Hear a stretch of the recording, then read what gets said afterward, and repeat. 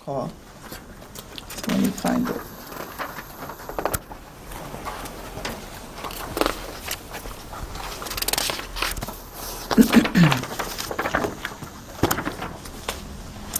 Another child, not much older than my gran, stopped a bullet with the side of his head today. Our children are not superheroes or lambs prepped for slaughtering sacrifice because some mad men believe more in money than life. Whose decision was it to use gang violence as a form of population control? Why is it easier for a 10-year-old who should be having fun to get his hands on a gun instead of a book?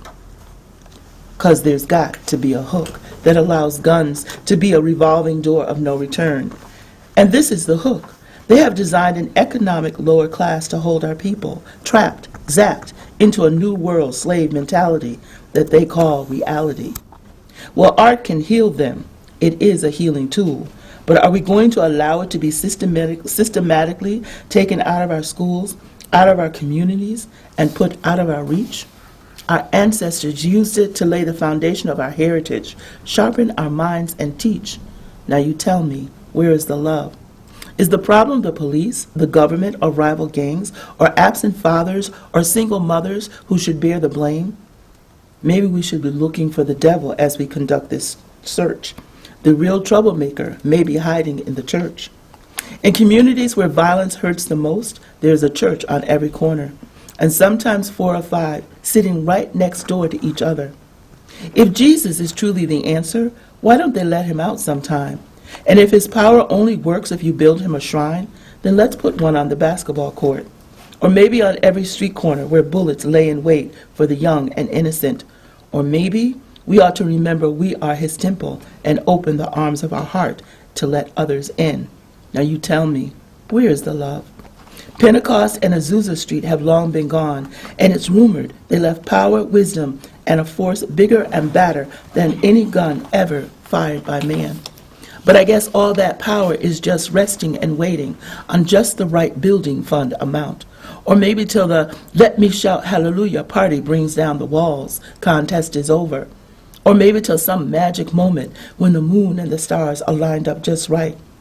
I tell you, the mysteries in the church is a hard thing to understand, because ever since I can remember, a preacher's answer to how come and when has always been, well, you know, God moves in mysterious ways, and we po folk just need to sit and wait till the good Lord moves us to do his will. I am confused. Where is the love? What is it about the power of agreement that churches do not understand? Why is it so difficult to read and see that God tells us that life and death are in the tongue? All the church has to do is speak life over the communities, and then the slaughtering sacrifices would stop. God does not have to move the church to do his will. He left his will with action steps for the church on how to move in his power to manifest the love of God in the world. Where is the love? If God can touch the hearts of kings to change their minds, and we have been given permission to touch the heart of God, then why are we not making world changes? Where is the love? If love casts out all evil, then why aren't the hearts of the church brimming over? How long is the church going to live in disobedience? Don't get me wrong. There are a few churches struggling to get it right. But how much dead weight can they pull? It is time to unite. Put on the armor of God and go to war. In the book of Acts, we find Jesus telling the disciples that they are to wait on one accord in the upper room, and the Holy Spirit would come to empower them and lead them into all truths.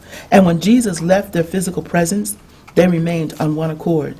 And in the midst of their prayers, the power of the Holy Spirit fell upon them, and they took that power and went outside the 4 walls that had been containing them and launched their ministry of love, proclaiming with power the salvation of Jesus Christ to the sick, the lost, and the needy, and all who would hear. Sometimes 3,000, sometimes 5,000 heard the word, received the love, and were healed. Today, where is the love? Institutionalized slavery is preached from many pulpits when the liberation of the mind ought to be the daily sermon. Satan, like a lion, roars and prowls about, seeking to kill and destroy. And such a church needs to no longer be an accessory to his crimes by binding the power God has left for his destruction. If love was truly the divine principle operating in every church, the ugliness in our streets would not exist, because love never fails. God's transforming power of our tongue is more than enough to save our children and heal our communities. So why aren't we talking? Where is the love?